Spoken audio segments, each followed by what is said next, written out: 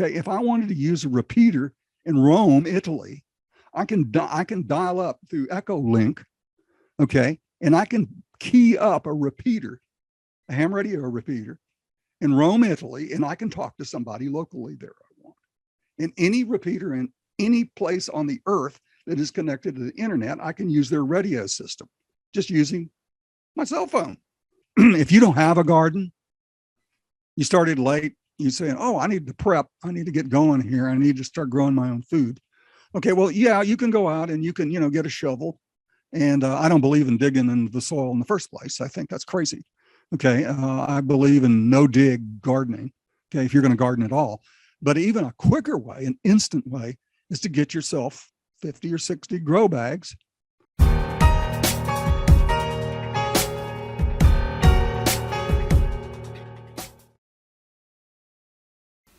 One of the main causes of fine lines and wrinkles is a lack of collagen, the protein responsible for skin elasticity and youthfulness.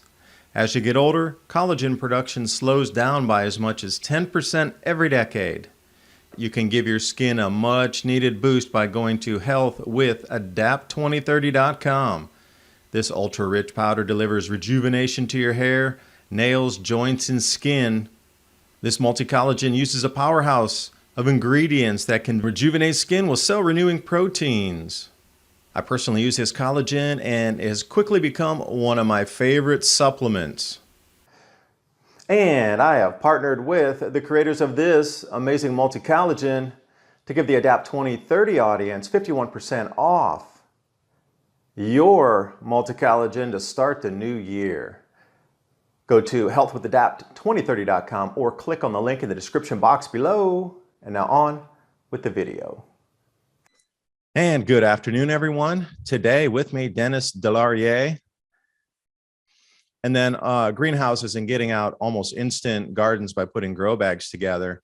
So that's what Dennis decides about. Me, I'm going to dovetail into that with the fertilizer and the herbicide shortages, where we're going with planetary alignments that are going to cause magnetic disturbances on our planet, i.e. more volcanic eruptions, stranger weather with jet streams, cloud cells. So hopefully, today's talk between he and I will give you some really valuable information in terms of getting ready. And remember, if you want to go to TheGSMPrepper.com, and remember that GSM's grand solar minimum. So Dennis, I appreciate you spending your time. Getting your ham license allows you to actually monitor the whole world. You just have to have the right equipment. The higher up you go in frequency, like the little handy talkie you have, it's the VHF, UHF, okay? That's 150 megahertz in the UHF is 450, that range of megahertz. The higher you get up in frequency, the shorter the range is, okay? I mean, you cannot talk with those handy talkies anywhere but locally, unless you get into a repeater. And I'm gonna talk about repeaters here in a minute if you want, okay? But so you've got the start there. You got a radio at home, okay? You've got your own little personal radio system going on there. You want to talk to your neighbors. You really, really do want to talk to your neighbors. You do really, really want a community, because you can't make it by yourself. If things get really bad, it's just not going to work. Okay, you can't be a Superman, or what is it? You can't be a one-man whatever band, I guess, or a very good one anyway. So that's what I would suggest. Get that darn ham radio equipment, okay, and then practice using it. Now, if you want to, I can. I've got a section on my blog about secure communications. Okay, you got to remember, radio waves go everywhere. Okay, you can't control where they go. You might be able to control the direction they may. You can get an antenna that has a gain and you can point. Okay, but that's the only. But radio waves pretty well. They squirt everywhere. They bounce off stuff and everything else. So if you can afford it for the UHF and VHF, get a digital radio. Okay, and digital radios are the radio systems that the police and the state police and government agencies use for communications. Okay, and most people don't have that kind of equipment. Okay. And especially you can get ham radio equipment. You can pick up a digital handy talkie for about $85 to $90. Okay. That'll do UHF and VHF digital. Now, nobody's going to intercept that. Let's talk about repeaters. That's the other thing. And that's one of the nice things about the equipment that you've bought there, that you can program that to get into local repeaters and actually use them and talk with people instead of just listening. Okay. You're going to need a license to transmit. Okay. Those two radios, you can only listen until you get that license. Okay. So what a repeater does is essentially a repeater is a transmitter and a receiver with an antenna. Usually it's some really high place. They put them on top of towers and all kinds of things. And the repeater transmits and receives at the same time. Okay. But it's an offset frequency. Okay. And that's the way you program, like for instance, if you're UHF, your offset is 5 megahertz. In other words, you transmit at one frequency and 5 megahertz over, you listen. Well, it's just the opposite on a repeater. Okay. Okay. So you're transmitting, the repeater receives your signal, retransmits it on a frequency 5 megahertz removed from the received because you don't want interference between the two. Okay. And you program your little radio there to receive that repeater. Okay. And that's how it works. So essentially, you talk, the repeater receives your signal, retransmits it, and someone hears it. Okay. Then you quit talking and the repeater drops out. The other person keys up his handy talkie or whatever, starts talking. Okay. The repeater receives his transmission, retransmits it, and you hear it. So you can go back and forth. But the nice thing about that is you're looking at 50, 60, depends on how high that tower is. You know, some of these towers get way up there. Okay. I know when I went into New Mexico, I was up at 10,000 feet and I could talk to repeaters. And I was just coming out of Texas into Albuquerque and places like that, just on repeaters that were way up in you know, up in the air, up in tops of mountains and things like that. Okay. So repeaters can extend that. And then on top of that, ham radios have done what they call repeater to repeater. Okay. So they transmit, the other repeater picks it up, it retransmits, it just keeps going. And you end up in California from Texas. Okay. We have some of those here in Texas. I can actually talk to ham radio operators in California directly over radios, not the internet. Okay. There's another little option for my cell phone here. Let me bring it up. And this is kind of cool now, although if the internet goes down, it wouldn't be all that useful. But there is an app. Let's see, where is it? I haven't used it in a while. It's called Echolink. Okay. You have to have a ham radio license to use Echolink. But let me tell you how I use this.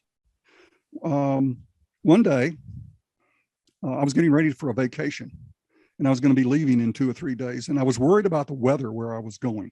I was going up in the mountains of New Mexico. So I brought up my Echolink, which is a app. Okay. And it uses the internet. And repeaters in those areas are connected to the internet. So I could get into that repeater over my cell phone using the internet and then transmit on their repeater locally. And I just got on here and said, this is, you know, K5, blah, blah, blah. You know, anybody around in the blah, blah, blah area that I could talk with. And yeah, some guy pops up. Yeah, what's going on? You know, Dennis. And I said, hey, I'm going to be visiting you. And like I say, this guy's, you know, in New Mexico somewhere. And what's the weather like? I'm wondering, you know, I'm going to be traveling through there. We're going to be doing XXYZ. What's it like? Well, this guy was glad to tell me that. Okay. Well, that's a ham radio application, uses the internet. But the nice thing about this is that I can use this application to actually talk to a ham radio operator or through a repeater that is anywhere on earth that the internet can talk to. Okay. If I wanted to use a repeater in Rome, Italy, I can dial up through Echolink. Okay. And I can key up a repeater a ham radio repeater in Rome, Italy, and I can talk to somebody locally there I want. And any repeater in any place on the earth that is connected to the internet, I can use their radio system just using my cell phone. It's kind of cool.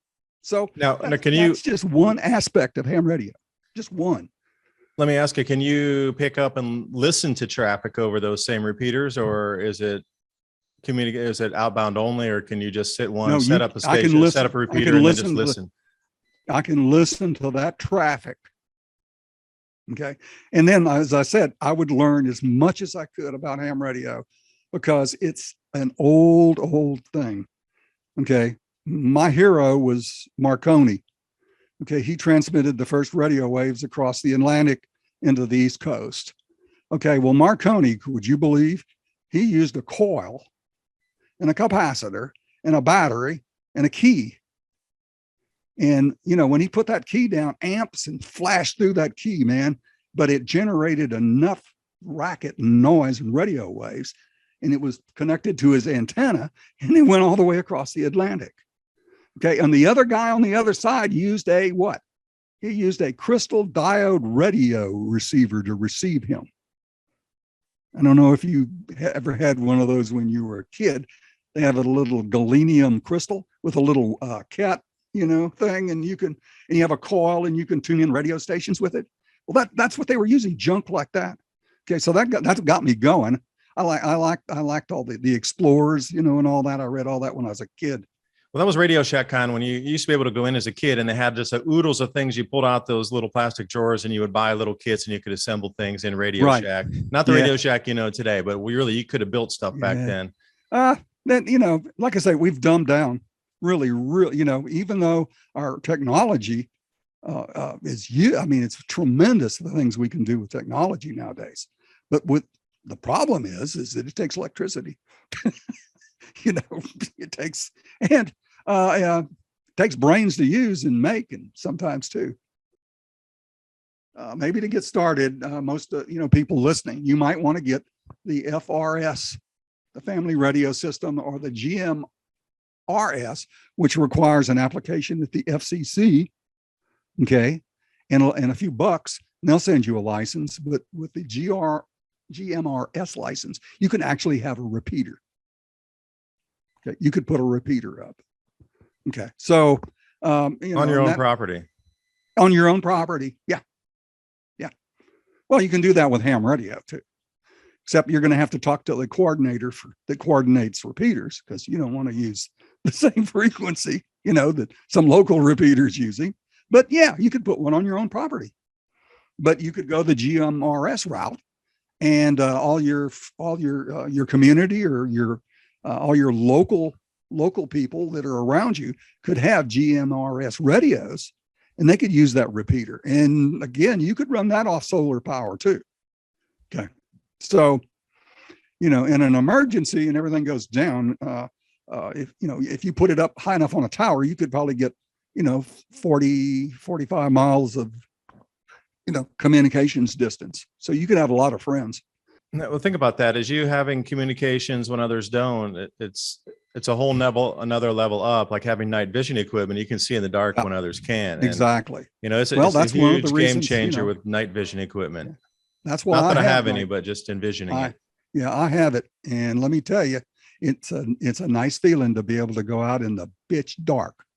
Okay, it's cloudy. There ain't no stars out, and to put that over your eye and just walk around and, go over and pluck an egg from underneath a chicken, and he won't even know you're there. So what are your thoughts on CB radios for cars or trucks to be able to have mobile communication? I was going to bring that up. CB is cool. It used to be really popular in the 70s. Everyone Breaker 19 for a 1036, all those Smokey and the Bandit movies and all that stuff. Oh man, that was huge in the 70s. Oh, here's the thing. You can get single sideband CB equipment if you want. Okay. Regular CB equipment is 27 megahertz. Okay. Which is around 11 meters or 10 meters, somewhere in there. Okay. It takes a pretty big antenna, but you can get really nice city communications with that equipment.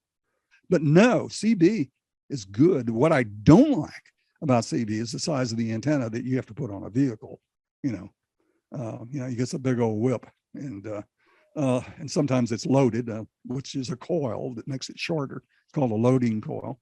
But boy, that's good to have.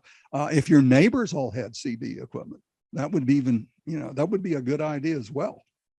And again, your neighbors, if they're going to use it though, they're going to need battery backup and all that in an emergency anyway. So I don't know. This is just one part of prepping to me is radio communications. It's knowing what's going on.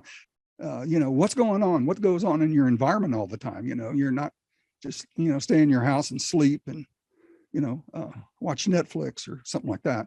And I'd like to tell one thing to all your friends out there. If they're having troubles with their wife or their husband or their family when it comes to prepping, understand that some people can't take all this, what others might call gloom and doom. Okay. I don't find prepping gloom and doom. I don't. I think it's just being smart. Okay. But a lot of people mentally can't handle it. Okay. My wife is like that. Okay. She cannot take a bombardment of all the things that I'm interested in every day and talk about and blog about, and it's part of my life. She can't take that. And there's a lot of people like that. They just mentally can't handle that. So understand that and go easy. And I'll tell you another thing. I've been at it so long now that I'm actually hearing some of my ideas being reflected back from my family about preparedness. And I'm going, holy mackerel, the other day I heard we ought to have a lot more water around here than we do, because why? Well, it was snow. What was it? What did they call it? The Texas big snowstorm we had here. That woke up a lot of people, killed a lot of people. I think it was called Ice-mageddon or was some or term something like that. Snowmageddon. I think that's what it was. Does it seem that the awareness of things changing in the economy and the governments and food production and just the stability of society is sort of a sixth sense that a lot of people are picking up on just globally as a survival mechanism of the human itself as a species is picking up on something at a deeper undercurrent that is, cyclically being put out by every single person, that something's picked up where there's an enormous amount of people that are now thinking in a completely different way that they hadn't even a year ago, even though COVID had been rolling around. It's just something recently has sort of tipped them over a bit into completely different thought. Cosmic rays, not sure. Magnetic field anomalies on the planet, not sure.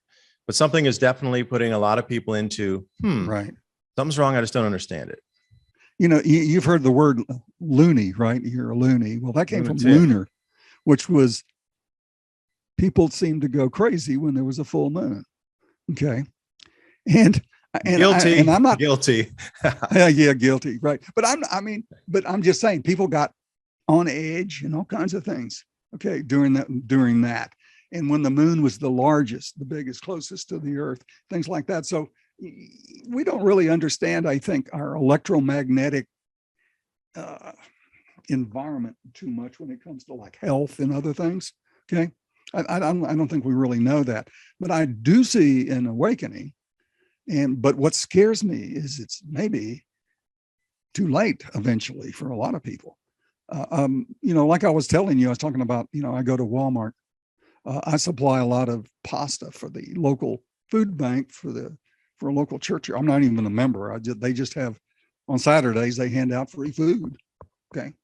And so I'm always dumping stuff down there to them. And one of the things I like to dump is pasta. Okay. That's a good food for the kids and there's a lot of calories. Well, we haven't had pasta on our local Walmart shelf for 2 weeks now. 2 weeks. There's no, and I'm not talking about boxed pasta, which is a whole lot more, the fancy stuff that, that nobody buys hardly. I'm just talking about the regular cellophane wrapped, pasta. There haven't been any there. And so yesterday, or 2 days ago, I talked to one of the guys that worked there. I said, hey, what's going on with the pasta? And he says, there's a shortage of it. And he says, it's not just at this Walmart. He says, it's also at other local stores. You can't get any cellophane wrapped up pasta anymore, like spaghetti and things like that, or bags of, I don't know. There's all kinds of weird ways they, you can get pasta. Not there. And I think that's waking people up. I go through the grocery store and I'm seeing things. I'm just seeing more and more junk and less food. Okay. In these stores. So I think that's waking people up. But what scares me is that, and you and I have been on this, 2023 kick for a long time. I think that's really when people are going to wake up, and it may be too late to be, all these things we're talking about, radio prepping, having medical gear at home, and actually practicing it. I'm lucky. I have two nurses in my, in my family. My wife is one, and my daughter-in-law, and all the other things that goes into, taking care of yourself, which are like water. You got to have water, and then there's food, and then there's health, and then there's safety. And then I think on top of all that, there's community. Okay. And that all, and, you need to know your neighbor. You need to know who your friends are. You have to, and people seem to kind of move around off from that. They're afraid of each other. People are afraid of people. Okay. And that's why I really don't think that personally, I've got some on my blog. It says 1 out of 10 is going to make it through this, and the rest are just going to be afraid, and they're going to be in their box waiting for somebody to come by and rescue them. Yeah, we've been taught as other humans are competition to you. Yeah, exactly. But in the schooling system, that person sitting next to you is going to take your job. Yeah. Or something. And with the wake up calls going on, if you haven't seen the lockdowns where they're welding people into their buildings again in Xi'an this time, we saw the same thing in Wuhan. You see the collapse over in Turkey. You see the collapse happening in Kazakhstan. And you could talk all day long about Venezuela and Zimbabwe, but at what point do people go, I wonder if that could come to a country near us? Because, those sort of scenarios had been limited only to, once a decade, just a chapter in history, once a decade, something went erroneously wrong, like Zimbabwe or Venezuela. Now you got 4 or 5 of these things happening at the exact same time right now, where think about the stories coming out of Xi'an, the city that's having a double outbreak, or there's some kind of retrovirus and the SARS and the regular COVID happening all at the same time. So they're welding people in their buildings, and the food's running out. So people are starting to barter and trade inside the buildings. So you start to see how people can self-organize if they need to, because they can't escape. See, if they could escape, they would probably be stealing from their neighbors. But because they're all locked in there, you steal from your neighbor, everybody's going to know, and you're going to have to deal with that. So, it's just a different thing. Like, how many times do we need a wake-up call here? How fast did Kazakhstan collapse? 24 hours? They had nothing, no ATMs. And the people are always talking about crypto and say, well, if the electricity goes down, you'll have no crypto, huh? Well, the same thing. There's no ATMs, there's no banking, there's no internet, the power's off, and then nobody has access to finance. No credit cards, no debit cards work. You got gold, silver, and fiat, and whatever else is tradable right now in Kazakhstan. And that looks like it's poised to continue for quite some time, another couple of weeks before things return. At what point do you say, there's 5 instances of this thing happening on the planet right now, when it used to be once a decade? Now there's 5 in a single span of a month. Well, what's going on here? Because Turkey, the collapse of the currency, I mean, what's going to happen in any country where the currency collapses? We already seen it. So it could be a little distant wake-up call for a lot of people to start to get more ready. Nobody's coming to rescue you. You said it, you hit it on the head. There's no cavalry coming. You take your own autonomy and self-sufficiency, or you end up in a camp, perhaps. Let's face it. It's those 5 things that, it's the water, the food, the security, your health, the security, and then there's community. And if you lose that, you've lost it. You've lost it. And that's why there's so many opportunities now. You could build you could have a greenhouse business now. You know what? You can't find greenhouses anymore on the internet. They're all sold out. They're sold out. So if you could somehow and you can buy the equipment and start building greenhouses and selling them, you'd have a nice business. That's a good, grand solar minimum business right there. Being a nurse, security. I could probably, if I started thinking about it, I could come up with 20, 25, 30 different things that would make really, really good businesses during the grand solar minimum, and food shortages and things like that. Can you fix a car? Can you shoe a horse? We have 2 horses out here. This guy comes out, or this young girl comes out and, does all the horse stuff, and checks the horse out and puts the horseshoes on and all that kind of stuff, does the hoofs, and so, I think, you can be gloom and doom all day, but you really, really need to talk about the possibilities, okay, of what's coming, the opportunities, how you're going to get through this. And it's not going to be sitting in a black box somewhere, eating, as I always say in my blog, eating pizza and beer, okay, and then one day someone knocks on your door and that your life ends, is the way you know it anyway. And it doesn't have to be that way. It can be wonderful. It's amazing what the human spirit can do. If you just make up your mind. And what I think is really fascinating is that, let's say that you had an auditorium and you had 10,000 people in there. Okay, and if you ran some guy up there with a microphone and he said, I'm interested in X, Y, Z, and I want to make this the best X, Y, Z I could ever make. All of a sudden, you'd have about 40 or 50, 100 people come running up there, okay, and say, man, I'm into that too. Let's do it. Okay, well, that's what we need. We need people that are, let's do it people. You can't be afraid like those people in that elevator going up and down. And I'm sorry, I don't see that. But maybe we're going to wake up one day and we're going to do things like that. The human spirit is going to take over, and it's going to say no. That's a powerful word. No. What does that mean?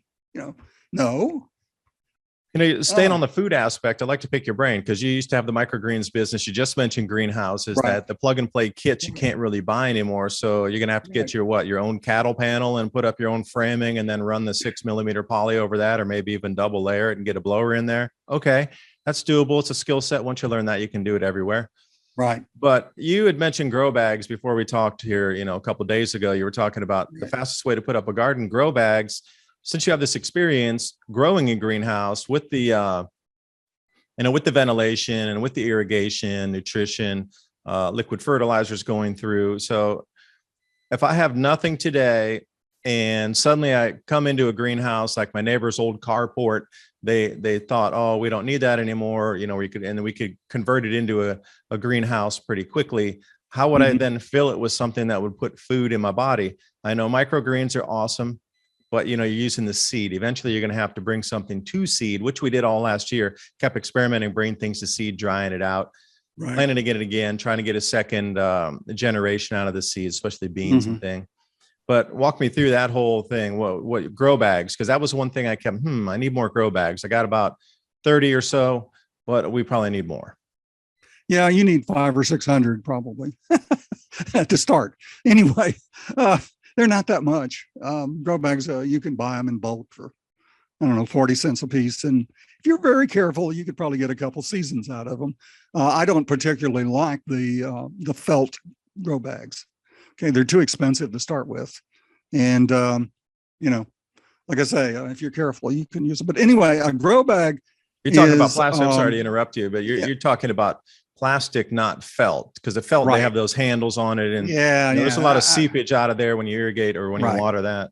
Yeah, if that floats your boat, go ahead. But I can get a whole lot more grow bags for a lot less money. And a lot of people don't like plastic, but if I'm hungry, I'm going to love plastic if it's going food.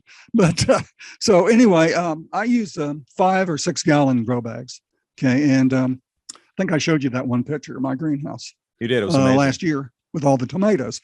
Well, anyway, if you don't have a garden, you started late, you say, oh, I need to prep. I need to get going here. I need to start growing my own food. Okay, well, yeah, you can go out and you can, get a shovel. And I don't believe in digging into the soil in the first place. I think that's crazy. Okay, I believe in no dig gardening. Okay, if you're going to garden at all. But even a quicker way, an instant way, is to get yourself 50 or 60 grow bags. They're 5 gallons. Okay, they have holes in the bottom. You fill them up with good compost and soil or whatever you can get your hands on. Okay, and then you plant things in them. You start your starts, you put your starts in there. The nice thing is that you can put them close together. There's no weeding. Okay, there's none, hardly any at all weeding.